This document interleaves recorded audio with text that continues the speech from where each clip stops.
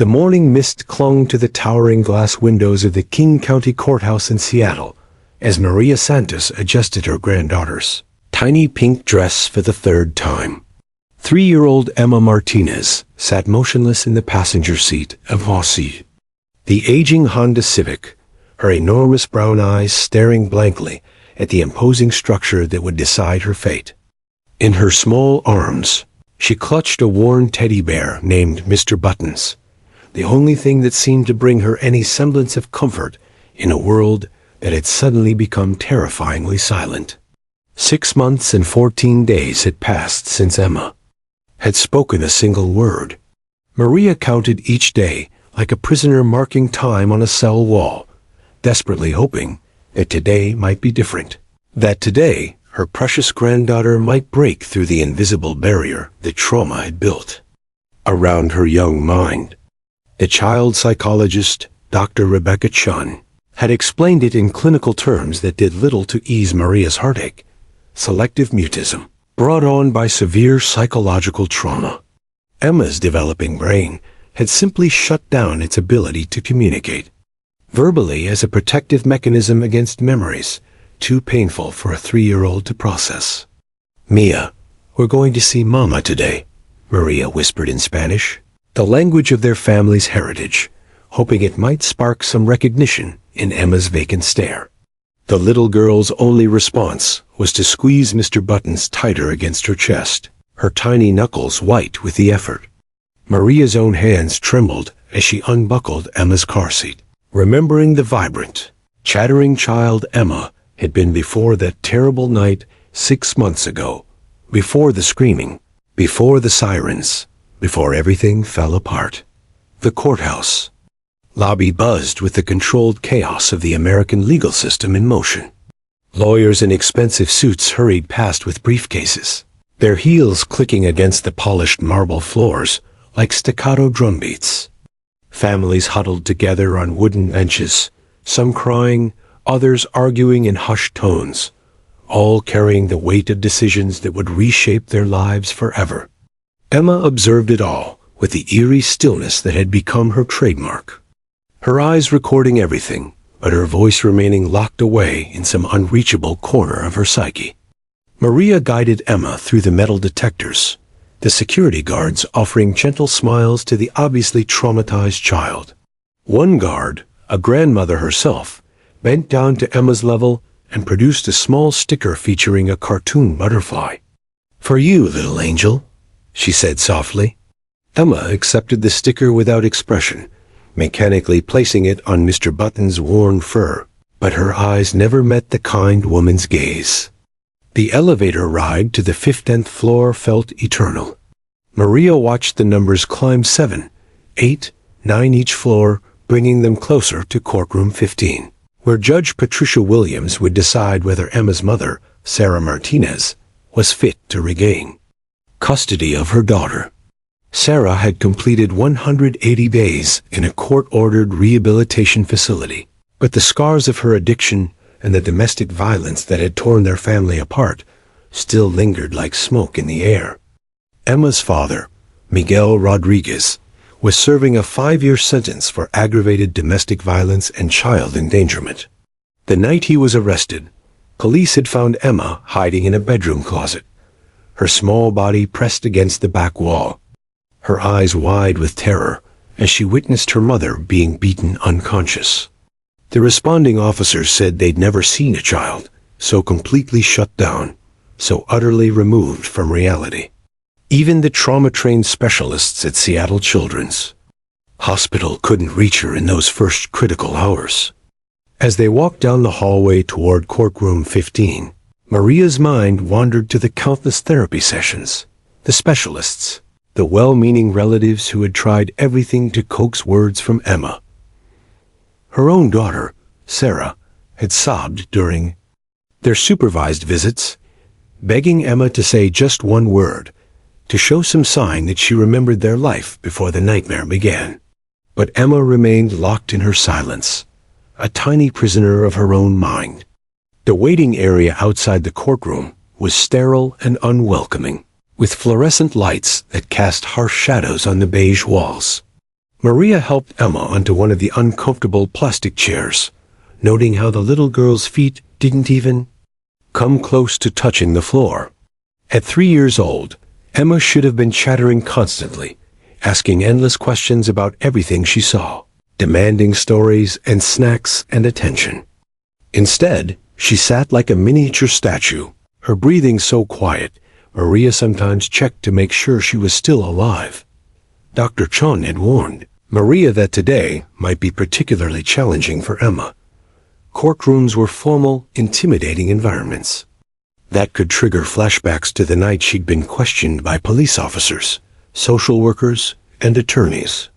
The psychologist had recommended a mild sedative to keep Emma calm, but Maria had refused. If her granddaughter was going to find her voice again, it needed to happen naturally, not through medication. The heavy wooden doors of Courtroom 15 loomed. Before them like the entrance to another world. Maria could hear muffled voices from inside, attorneys preparing their arguments, court staff organizing documents, the mechanical sounds of a system designed to determine the fate of broken families. She knelt down to Emma's eye level, smoothing the child's dark hair away from her face. "Emma, do you remember what Dr. Chan told us? We're going to sit quietly and listen. And if you want to say anything at all, that's okay. But if you don't want to talk, that's okay too. Abuela will be right here with you no matter what." Maria's voice cracked slightly on the last words, the weight of 6 months of heartbreak finally threatening to overwhelm her carefully maintained composure. Emma's only response was to shift Mr. Buttons to her left arm and reach for her grandmother's hand with her right. Her tiny fingers were ice cold despite the building's warmth, and Maria felt the familiar stab of helplessness that had become her constant companion. As they prepared to enter the courtroom where Emma's future would be decided, neither grandmother nor child could have imagined that within these walls, a miracle was waiting, one that would change not only their lives, but the way the entire legal system approached childhood trauma forever. The sharp crack of Judge Patricia Williams' gavel echoed through Courtroom 15 like a gunshot, causing several people in the gallery to flinch involuntarily. The sound reverberated off the wood-paneled walls and high ceiling, creating an atmosphere of solemn authority that seemed to press down on everyone present. Emma, sitting in the front row with her grandmother Maria, showed no reaction to the noise. Her small body remained perfectly still, her eyes fixed on some invisible point in the distance, as if she existed in a world parallel to, but separate from the legal proceedings about to unfold. The court calls case number 2024 CV 8847, State of Washington versus Sarah Elena Martinez, regarding the custody of minor child Emma Isabella Martinez Rodriguez. Judge Williams announced in her authoritative voice that had commanded respect in King County courts for over 2 decades. She was a formidable woman in her late 50s, her silver hair pulled back in a severe bun, her reading glasses perched on the end of her nose as she reviewed the thick file before her. She had presided over thousands of custody cases, but something about this particular file, the photographs of a battered young mother, the police reports detailing domestic violence, and most heartbreaking of all, the psychological evaluations of a 3-year-old child who hadn't spoken in 6 months, had kept her awake the night before. Sarah Martinez sat at the defendant's table, her hands clasped so tightly in her lap that her knuckles had turned white. At 25, she looked both older and younger than her years older because of the stress lines etched around her eyes and the weight of responsibility that sat heavy on her shoulders. Younger because of the vulnerability that radiated from her slight frame. She had lost 30 pounds during her time in rehabilitation, and her once vibrant brown hair hung limp around her shoulders. Every few seconds, she would glance back at Emma, desperate for some sign of recognition, some flicker of the bond they had shared before Miguel's violence tore their family apart. The courtroom was packed beyond its usual capacity. In addition to the immediate family, social workers, court-appointed advocates, and a handful of reporters drawn by the tragic nature of the case filled every available seat. The air was thick with tension and the barely controlled emotions of people whose lives hung in the balance. Maria held Emma closer, feeling the child's tiny body trembling slightly, not with fear. The doctors had explained, but with the physical manifestation of severe psychological trauma that manifested as a constant, almost imperceptible tremor.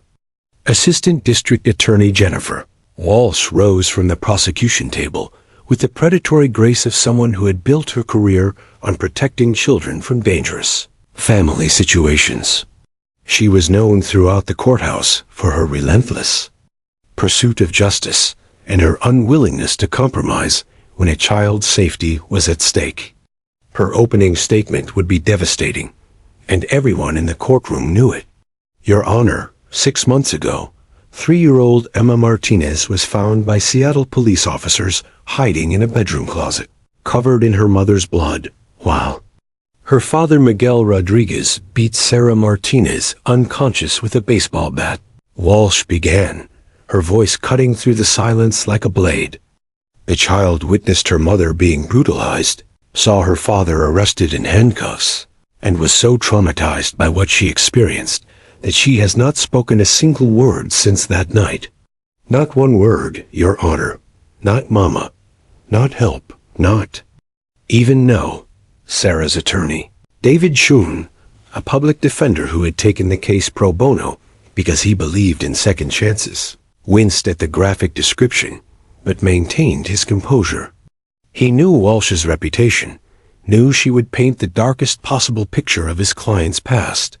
His job was to convince Judge Williams that people could change, that addiction could be overcome, and that the bond between a mother and child was worth fighting for.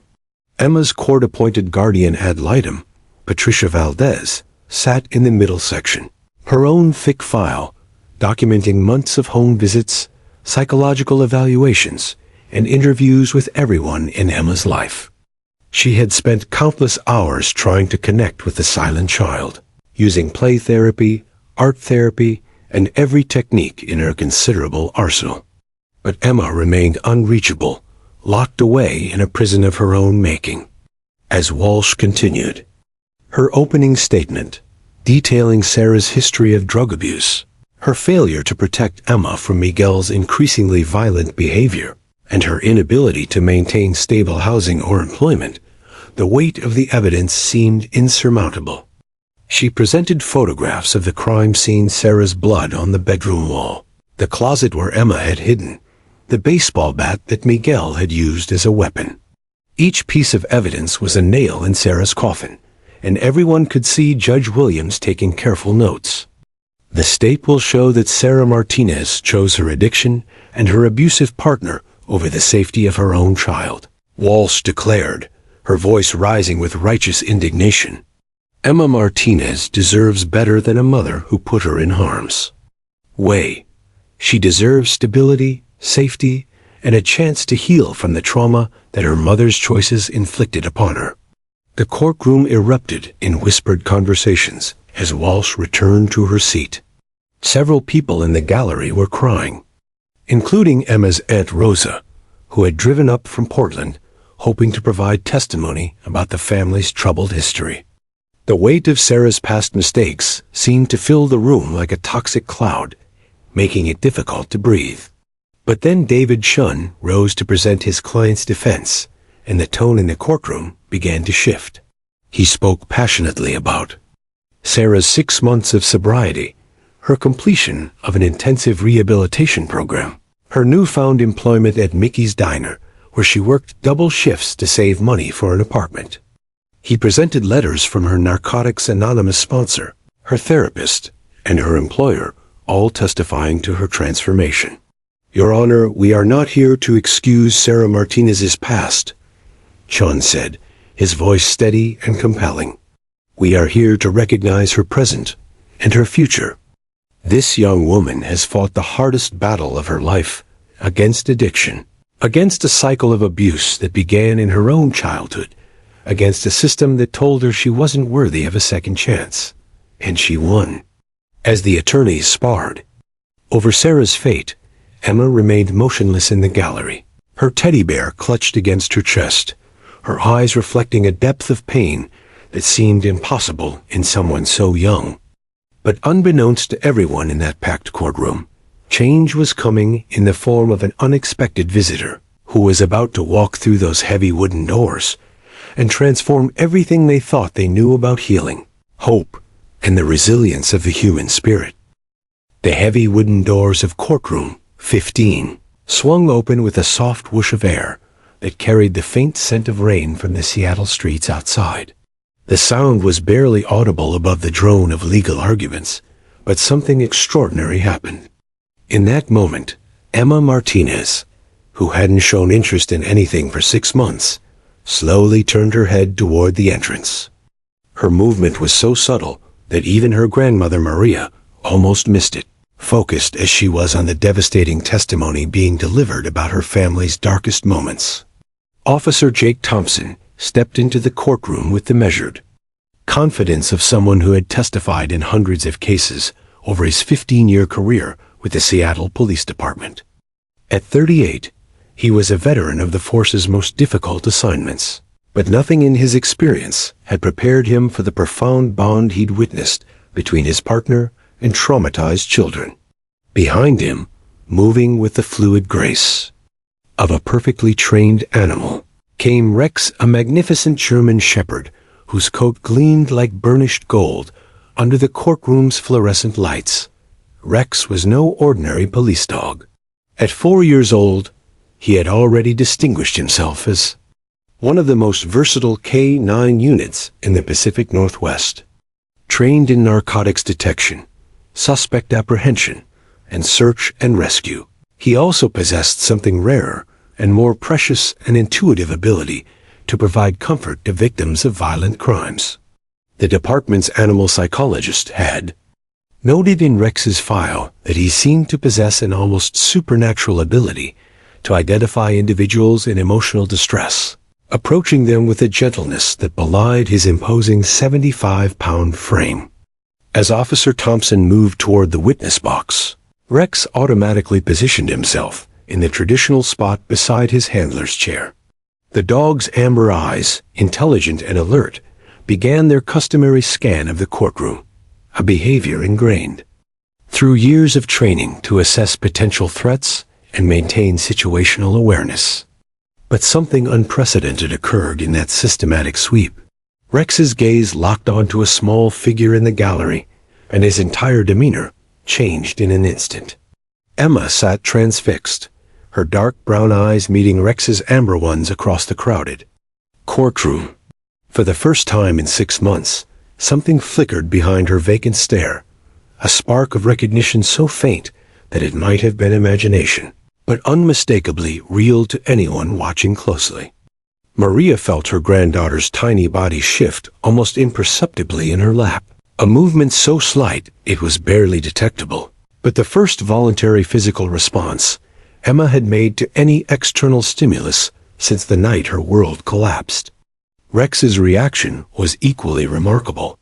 His ears, which had been casually relaxed, snapped to full attention. His tail, previously still, began the slightest movement, not the exuberant wagging of an excited dog, but something deeper and more purposeful. Those who knew Rex well would have recognized this behavior. It was the same gentle response he displayed when encountering a child in crisis, a behavior that his trainers had never been able to fully explain, but had learned to trust implicitly. The connection between child and dog was invisible to most of the courtroom's occupants, absorbed as they were in the legal proceedings. Judge Williams was reviewing case files, the attorneys were shuffling through their notes, and the gallery was focused on the dramatic testimony about domestic violence and custody rights.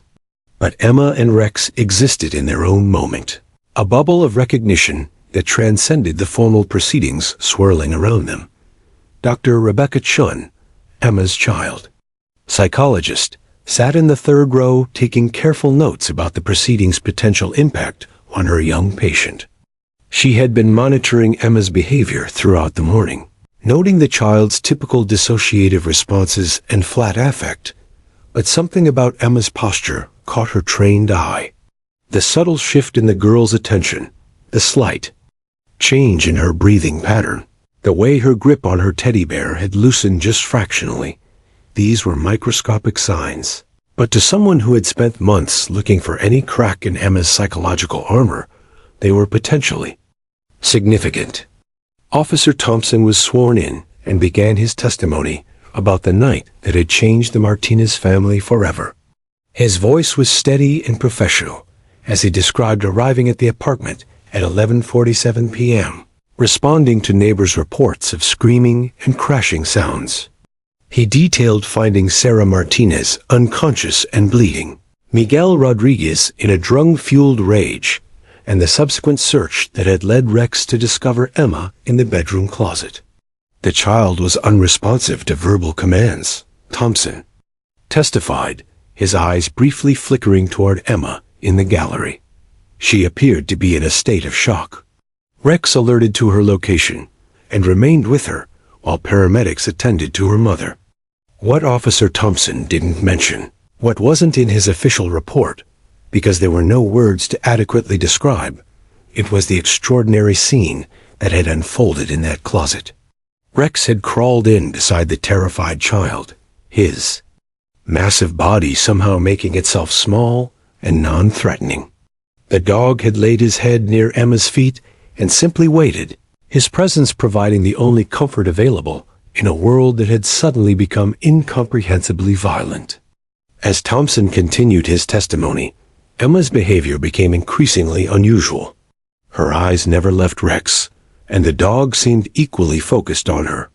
Maria noticed that Emma was no longer clutching Mr. Buttons with her characteristic death grip. Instead, her small hands rested gently on the bear's worn fur, and her breathing had become deeper and more regular, the first normal respiratory pattern Maria had observed in her granddaughter since the trauma occurred.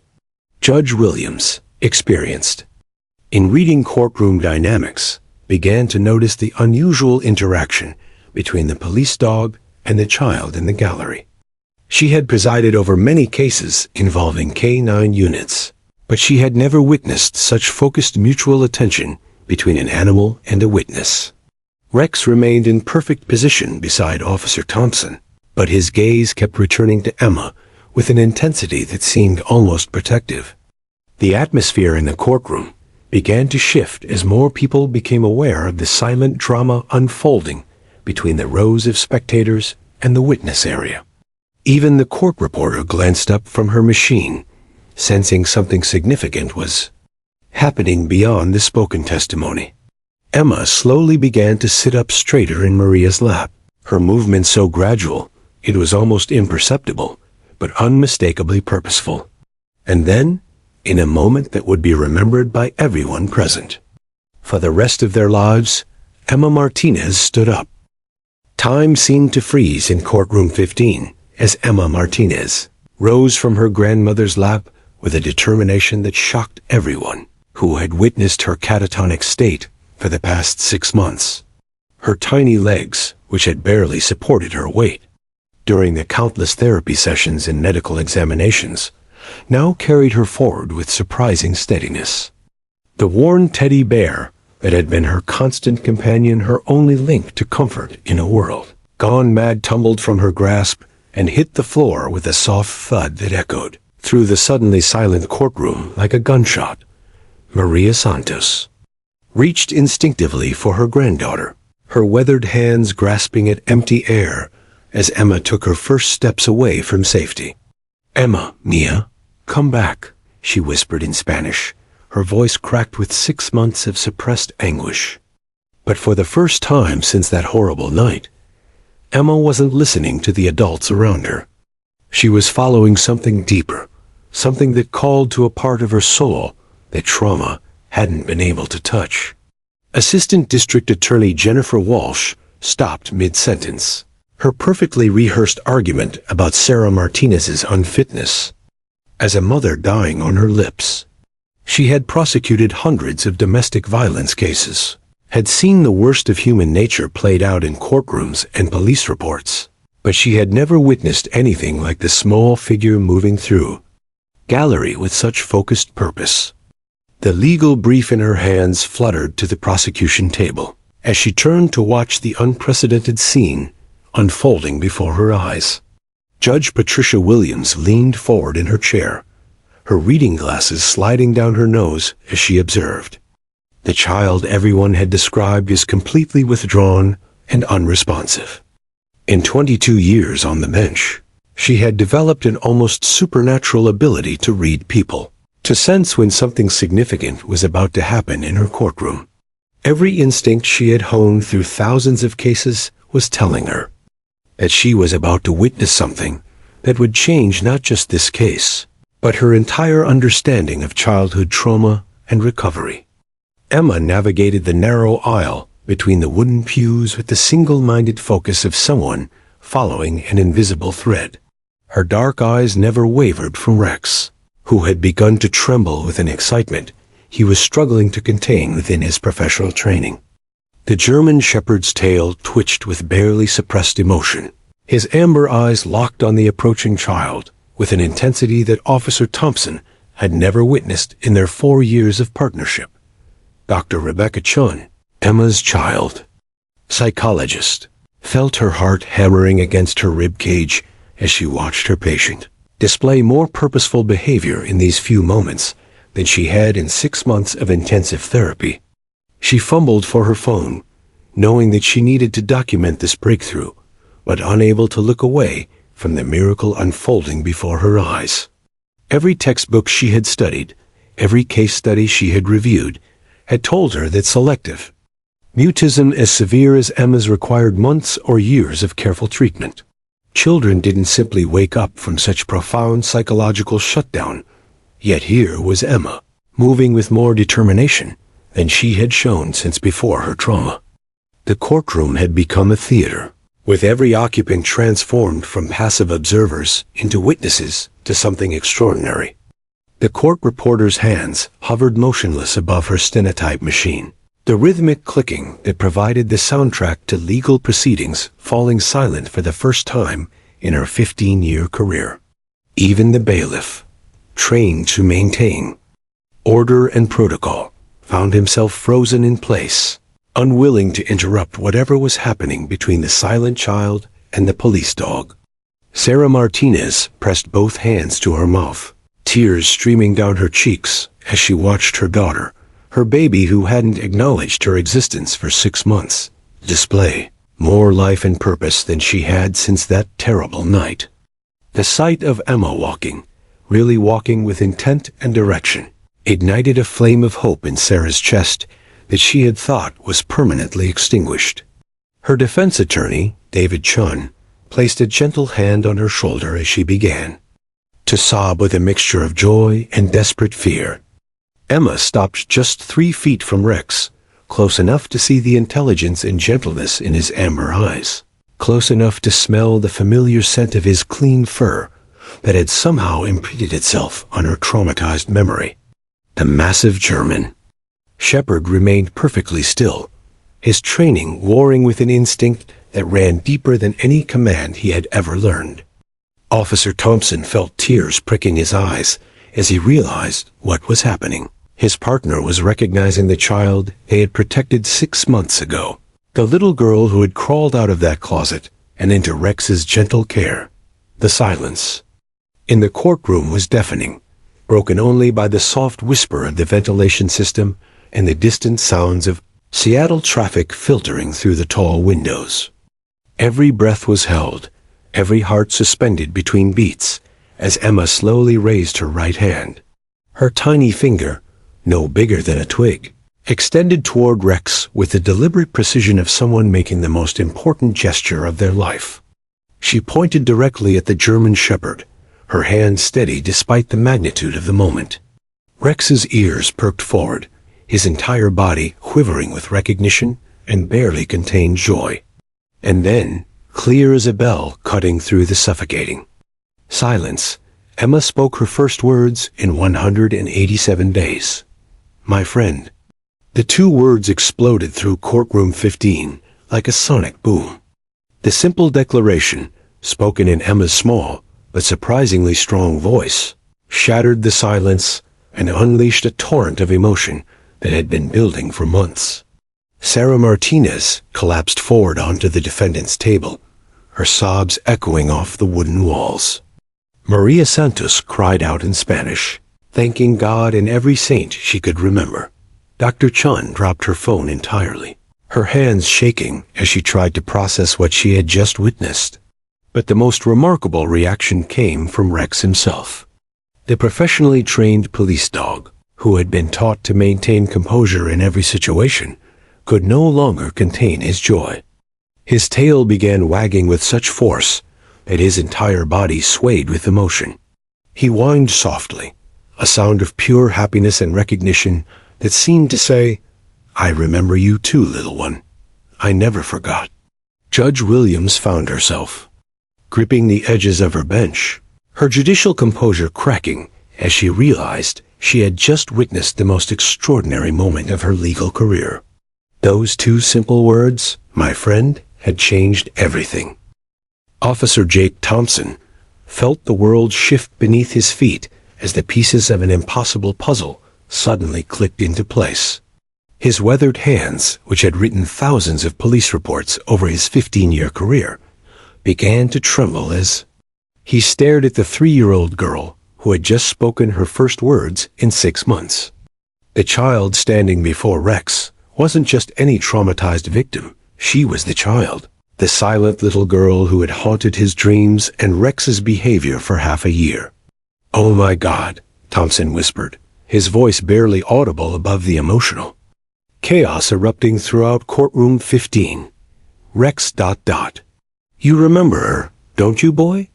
His throat constricted with emotion as memories of that terrible night came flooding back with crystalline clarity.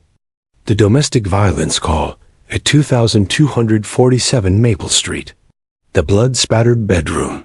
The closet where they had found a tiny figure pressed against the back wall, her eyes wide with terror, her small body trembling uncontrollably. Rex's response to Emma's words was unlike anything Thompson had witnessed in their 4 years of partnership.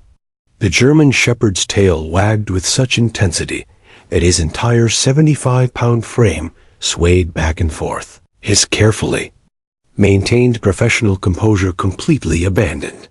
A soft whine escaped from deep in his chest, not a sound of distress, but of pure recognition and joy. His amber eyes never left Emma's face as he began to inch forward, every muscle in his body vibrating with barely controlled excitement. The revelation hit Judge Patricia Williams like a physical blow.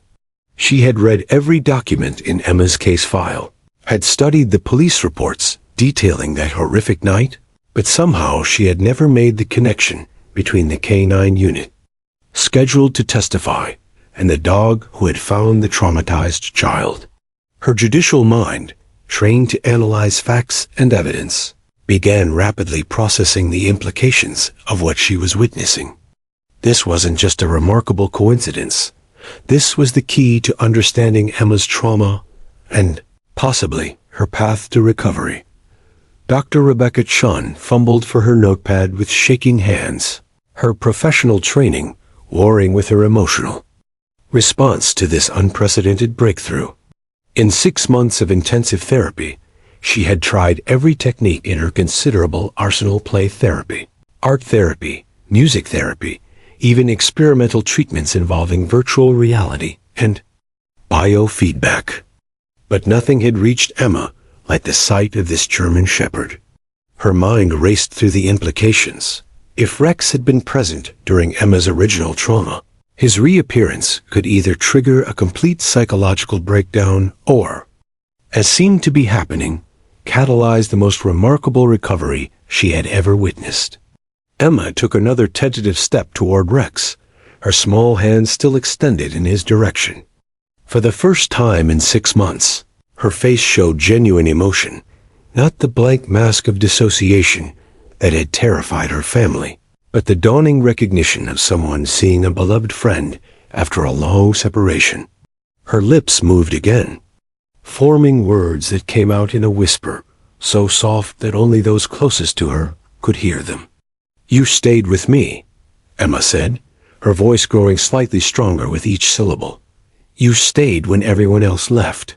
Thompson's eyes filled with tears as Emma's words transported him back to that closet 6 months ago. He remembered how Rex had refused to leave the child's side, how the dog had somehow squeezed his large frame into the cramped space and settled beside her with infinite gentleness. While paramedics worked frantically to save Sarah Martinez's life and police officers processed the crime scene, Rex had remained Emma's silent guardian, his presence the only stable thing in a world that had suddenly become incomprehensibly violent. "I tried to find you," Townsend said, his voice thick with emotion as he knelt down to Emma's eye level. After that night, Rex was different. He would search every closet in every house we visited, looking for ... Well, I think he was looking for you. The admission came out as barely more than a whisper, but in the cathedral-like acoustics of the courtroom, every word was audible to the stunned audience. The truth was even more remarkable than Thompson had initially realized. For 6 months, Rex had displayed unusual behavior that the canine veterinarian had been unable to explain. The dog would become restless during certain calls, particularly those involving children. He would linger in bedrooms and search areas with an intensity that went beyond his training. Most puzzling of all, Rex had developed what the vet termed separation anxiety. He would become distressed when leaving crime scenes involving traumatized children, behavior that was completely contrary to his normal professional detachment. Sarah Martinez watched through her tears as her daughter continued to approach the German Shepherd who had, unknowingly, been the bridge between Emma's traumatic past and her potential future.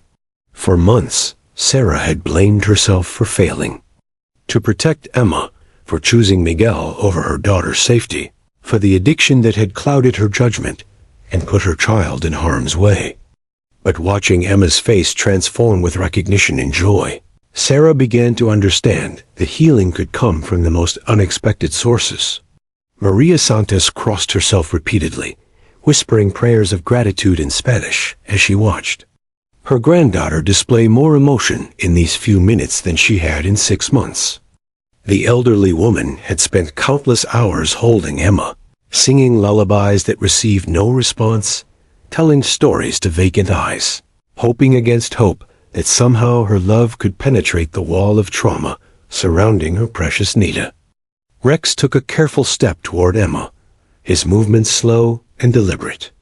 His training had taught him to approach victims cautiously, but something deeper than training was guiding him now. This was personal. This was the child who had needed him most, the little girl whose pain had somehow imprinted itself on his. Canine consciousness had changed him forever. Emma reached out with both hands now, her small fingers stretching toward Rex's massive head. "I drew pictures of you," she said, her voice growing stronger and clearer with each word. "Every day. I drew pictures, but nobody understood." The confession tumbled out of her like water through a broken dam. 6 months of silence giving way to a torrent of words that had been locked away in her traumatized mind. As Rex gently lowered his head to meet Emma's outstretched hands, everyone in Courtroom 15 realized they were witnessing something far more profound than a custody hearing. They were watching the beginning of a miracle. Sarah Martinez felt her entire world realign as she watched her daughter's small hands make contact with Rex's massive head. The German Shepherd accepted Emma's touch with infinite gentleness, his eyes closing briefly as if savoring a reunion he had never expected to experience. But it was Emma's next words that shattered the last barriers around Sarah's heart and illuminated months of mysterious behavior that no one had been able to understand. "Mama, it's my friend from the closet," Emma said, turning toward Sarah for the first time in 6 months with eyes that were finally, miraculously clear. "He kept the monsters away. The words hit Sarah like a physical blow, sending her stumbling backward in her chair as a kaleidoscope of suppressed memories came rushing to the surface. Through her tears, she began to see the past 6 months in an entirely new light, a revelation so profound it threatened to overwhelm her fragile emotional stability that she had fought so hard to rebuild during her time in rehabilitation. "The drawings," Sarah whispered, her voice catching as she pressed both hands to her mouth. "Oh God, Emma, the drawings." Her mind raced back to the countless pieces of paper that Emma had covered with crayon marks during her silent month screwed. Sketches that everyone had dismissed as random scribbles from a traumatized child. But now, with this revelation, Sarah could see them clearly. A large brown and black shape with pointy ears, always positioned protectively near a smaller figure huddled in what could only be interpreted as a corner or small space. Dr. Rebecca. Chun leaned forward in her seat, her professional training finally catching up with the emotional tsunami of the moment. "Mrs. Martinez," she called out, her voice cutting through the courtroom's emotional chaos. "Tell us about the drawings." This could be crucial for understanding Emma's psychological state during her selective mutism. Sarah wiped her eyes with the back of her hand, struggling to compose herself enough to speak. Every therapy session, every quiet moment at home, Emma would draw the same thing over and over. We thought she wanted a dog. The therapist said it was normal for children to fantasize about pets after trauma, that it represented a desire for companionship and protection. She paused, her voice growing stronger as the pieces of the puzzle continued to fall into place. "But they weren't fantasy drawings, were they, baby? They were memories. You were trying to tell us about him, about Rex, but we didn't understand." Maria Santos, who had been caring for Emma during Sarah's rehabilitation, felt a wave of guilt wash over her as she remembered dismissing those drawings as childish wishes. "Dios mío," she whispered in Spanish, crossing herself repeatedly. She was trying to communicate, and we thought she was just drawing pictures. The elderly woman's voice broke as she realized how many opportunities they had missed to understand Emma's trauma and begin her healing process sooner. Emma, now standing with both hands resting on Rex's head, began to speak more freely than she had since before that terrible night. "He sang to me," she said, her child's voice carrying an emotional weight that seemed impossible for someone so young. "Not with words, but he made sounds that made me feel safe. And he was warm, and he didn't leave even when the scary sounds stopped." Officer Thompson felt his throat constrict as Emma's words brought back more details of that night, details he had pushed to the back of his mind because they had seemed too extraordinary to include in an official police report. He remembered finding Rex curled around Emma in that closet, the dog's massive body somehow folded protectively around the traumatized child. He remembered the soft whines and gentle breathing that Rex had used to calm her, sounds that Thompson had dismissed as standard comfort behavior, but now realized had been something much more profound. The courtroom fell silent again as Emma continued to speak, her words tumbling out like water through a burst dam. Mama was sleeping with the red paint on her face, and the man with the loud voice was gone, and everything was dark and scary. But then my friend came and told me without words that the monsters wouldn't come back. Sarah's heart shattered and mended simultaneously as she listened to her daughter describe that horrific night from a child's perspective. The red paint was Sarah's blood. The man with the loud voice was Miguel in his violent rage, and the monsters were the very real demons of domestic violence that had destroyed their family. But through it all, Rex had been there, a guardian angel in the form of a German shepherd who had somehow understood that a traumatized child needed more than just rescue. She needed the promise that she was safe.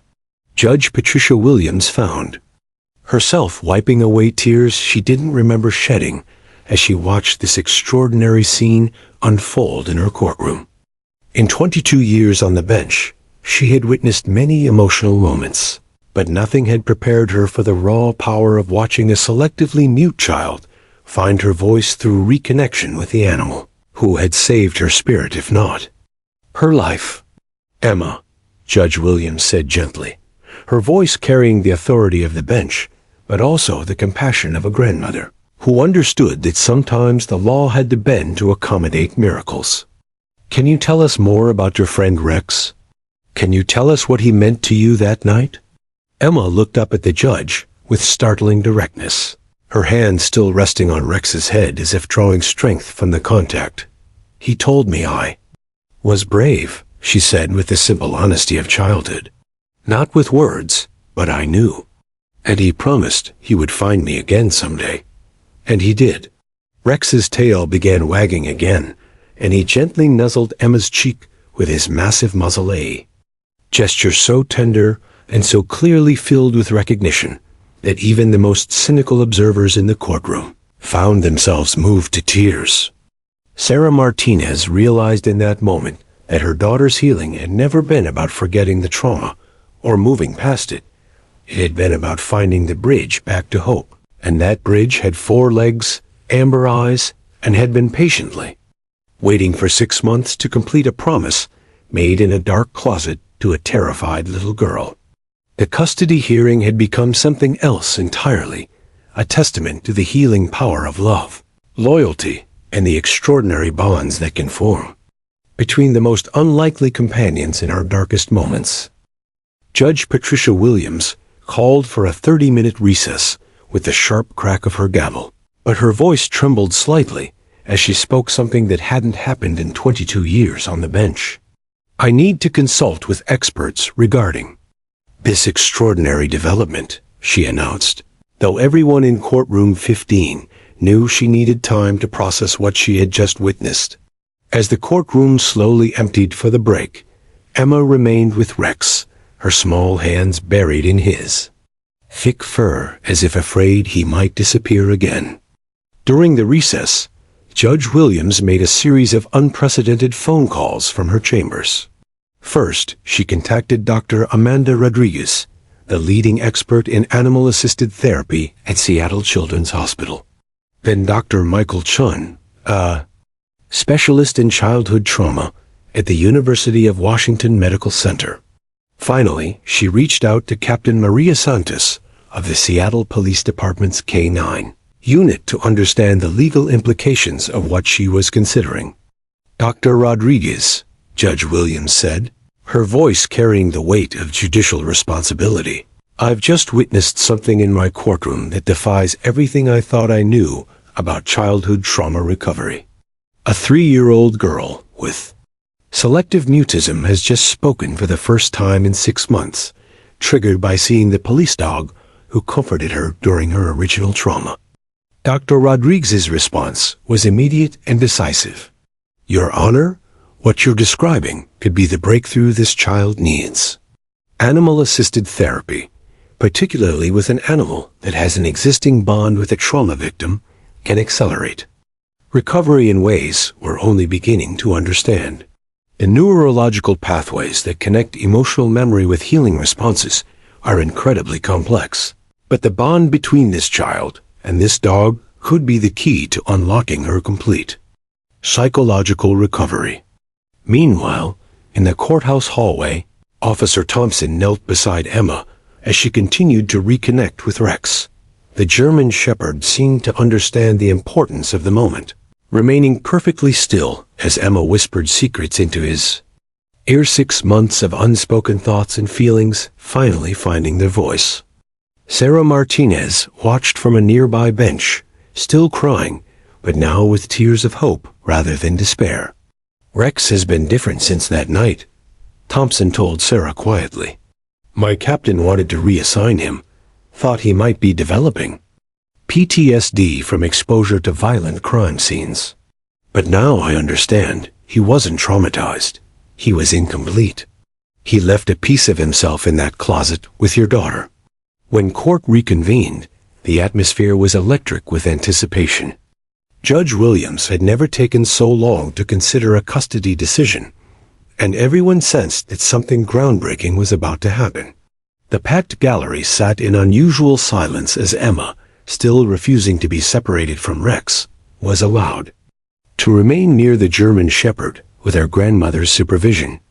"In my 22 years as a family court judge," Williams began, her voice carrying new authority, born from witnessing the impossible, "I have never encountered a case that has challenged my understanding of child psychology, trauma recovery, and the healing power of interspecies bonds as profoundly as what I have witnessed today." She paused, looking directly at Emma, who was still gently stroking Rex's head.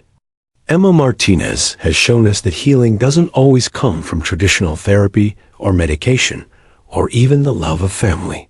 Sometimes it comes from the most unexpected sources. The bond between this child and Officer Thompson's canine partner represents something that transcends normal therapeutic relationships." Assistant District Attorney Jennifer Walsh shifted uncomfortably in her chair, sensing that her carefully constructed case against Sarah Martinez was about to be overshadowed by something far more significant than legal precedent or case law. After consulting with leading experts in childhood trauma and animal-assisted therapy, Judge Williams continued, "I am prepared to make several unprecedented rulings that I believe serve Emma's best interests while potentially revolutionizing how our family court system approaches childhood trauma recovery." The judge's first ruling sent shockwaves through the legal community. "I am ordering the immediate establishment of a court-supervised animal-assisted therapy program, with Rex and Officer Thompson as the founding team. This program will be available to all children involved in King County Family Court proceedings who have experienced severe trauma." Sarah Martinez gripped her attorney's hand as Judge Williams continued, "Furthermore, I am ruling that Emma's ongoing relationship with Rex is not merely therapeutic, it is essential to her continued psychological development. Therefore, any custody arrangement must include provisions for regular supervised visits with Officer Thompson and Rex." But the judge's most groundbreaking decision was yet to come. "I am also establishing what I believe to be the first court-mandated therapeutic relationship between a trauma victim and a specific animal in Washington state legal history. Rex will be officially designated as Emma's court-appointed therapeutic companion, with all the legal protections and provisions that designation entails." Officer Thompson felt tears streaming down his face as he realized what Judge Williams was proposing. Rex wouldn't just be visiting Emma occasionally. He would be legally bound to her recovery process, with their relationship protected by court order. "Mrs. Martinez," the judge said, turning to Sarah, "I am prepared to return custody of Emma to you, contingent upon several conditions." Sarah held her breath as Williams outlined terms that included continued sobriety, parenting classes, family therapy, and most unusually, full cooperation with Emma's ongoing therapeutic relationship with Rex, including accommodation for their twice-weekly sessions and emergency contact protocols, should Emma experience psychological distress. The courtroom erupted in whispers and gasps as people began to understand the implications of what Judge Williams had just ruled. She wasn't just deciding a custody case, she was establishing legal precedent that recognized the healing power of human-animal bonds and mandating that the legal system accommodate those relationships. Emma, seeming to understand that something momentous had happened, looked up at Judge Williams and spoke clearly for everyone to hear. "Thank you for letting my friend stay with me." The simplicity of her gratitude in the face of such complex legal maneuvering reminded everyone present why they were there, not for precedent or procedure, but for the healing of one small girl who had found her voice through the loyalty of an extraordinary dog. Judge Williams smiled through her tears as she realized she had just changed the course of family law forever. 18 months after that miraculous day in Courtroom 15, Emma Martinez bounded up the steps of the newly constructed King County Trauma Recovery Center, with the exuberant energy of a healthy 5-year-old child. Her dark curls bounced with each step, and her infectious laughter echoed through the modern facility's glass-walled entrance. The silent, traumatized toddler who had once clutched a teddy bear in desperate isolation had transformed into a vibrant little girl whose joy seemed to radiate from every pore of her being. "Rex, Rex!" Emma called out as she raced through the center's main corridor, her voice clear and strong, carrying none of the hesitation that had marked her early recovery. Her small feet pounded against the polished floors as she made her way to the familiar blue door, marked Animal-Assisted Therapy Suite, a room that had been designed specifically around the groundbreaking program that had emerged from her case. Officer Jake Thompson stood waiting in the doorway, his face breaking into the warm smile that had become as much a part of his Tuesday routine as his morning coffee. Beside him, Rex's tail began its characteristic enthusiastic wagging the moment. He heard Emma's voice echoing through the hallway. The German shepherd's amber eyes sparkled with anticipation, his entire body vibrating with excitement as he prepared to greet his most important partner. "There's my brave girl," Thompson said, kneeling down as Emma launched herself into his arms for their traditional greeting hug. Over the past year and a half, he had watched her transform from a silent, withdrawn child into a confident, articulate little person who seemed to possess wisdom far beyond her years.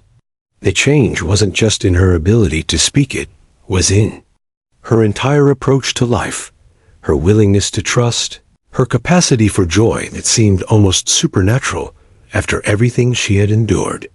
The King County Trauma Recovery Center had become a model for similar facilities across the United States, with delegations of judges, social workers, and child psychologists visiting regularly to study the innovative programs that had emerged. From Emma's case, the centerpiece of the facility was the Animal-Assisted Therapy Program, now serving over 200 children throughout Washington state who had experienced severe trauma. Rex had been officially designated as the program's lead therapy dog, with his extraordinary story inspiring police departments from Los Angeles to New York to develop similar initiatives. His work with Emma had proven that the healing bond between humans and animals could be quantified, studied, and replicated in ways that traditional therapy alone couldn't achieve. The German shepherd now worked with 12 different children regularly, but Emma remained his most important patient, the little girl who had taught him that sometimes saving someone meant more than just finding them in a closet. Sarah Martinez arrived at the center just as Emma was settling into her therapy session with Rex. At 27, Sarah looked like a completely different person than the broken, addicted woman who had nearly lost her daughter 2 years ago. Her eyes were clear and bright, her skin healthy, her posture confident. She had been promoted to assistant manager at Mickey's Diner and had saved enough money to move Emma into a beautiful 2-bedroom apartment just 6 blocks from the therapy center. "How's our girl doing today?" Sarah asked Dr. Rebecca Chun, who now served as the center's director of child psychology. Dr. Chun had documented Emma's recovery in a case study that had been published in the Journal of Trauma Psychology and was being studied at universities worldwide as an example of revolutionary trauma treatment. "She's remarkable," Dr. Chun replied, watching through the observation window as Emma and Rex worked together on an obstacle course designed to build confidence and trust. Her cognitive development has not only caught up to normal levels for her age in some areas, she's actually advanced. The emotional intelligence she's developed through her relationship with Rex has given her insights that many adults never achieve. Through the window, they could see Emma guiding Rex through a series of commands she had learned, her small voice confident and clear as she praised him for his efforts. "Good boy, Rex. You're the best friend in the whole world." The joy in her voice was infectious, and even the clinical observers found themselves smiling at the pure happiness radiating from the therapy room. Judge Patricia Williams' revolutionary ruling had indeed changed the course of family law forever. The Martinez Protocols, as they had become known in legal circles, now required family courts throughout Washington state to consider animal-assisted therapy as a valid treatment option for traumatized children. 3 other states had already adopted similar guidelines, and federal legislation was being drafted to provide funding for trauma recovery programs that included animal therapy components. Officer Thompson had been promoted to sergeant and given command of the expanding canine therapy division. He often told fellow officers that finding Emma in that closet had changed not just her life and Rex's, but his own understanding of what it meant to serve and protect. Sometimes, he would say during training seminars, protection isn't about stopping the bad guys, it's about being present when someone needs to remember that good still exists in the world. As Emma's therapy session concluded, she ran to Sarah with the boundless energy that had returned to her life along with her voice. "Mama, Rex learned a new trick. He can roll over and play dead, but then he comes back to life when I say my friend, just like what happened to me." Sarah embraced her daughter, marveling at how Emma had processed her own recovery through the metaphor of play and imagination. The little girl who had once been trapped in selective mutism now helped other children find their voices, often serving as an unofficial junior therapist when new trauma victims were introduced to the program. Rex, watching the reunion between mother and daughter with the satisfaction of a job well done, settled into his favorite spot by the window. The afternoon sun streaming through the glass caught the gold in his coat as he surveyed his domain. Place where miracles happened every day, where broken children learned to trust again, and where a police dog had discovered that sometimes the most important arrests were made by capturing hearts rather than criminals. Emma Martinez, the 3-year-old girl who had pointed at a police dog and uttered just 2 words, had indeed shocked everyone, but perhaps none more than herself, as she discovered that healing was possible, that love could overcome trauma, and that sometimes the most important friendships were forged in the darkest moments of our lives.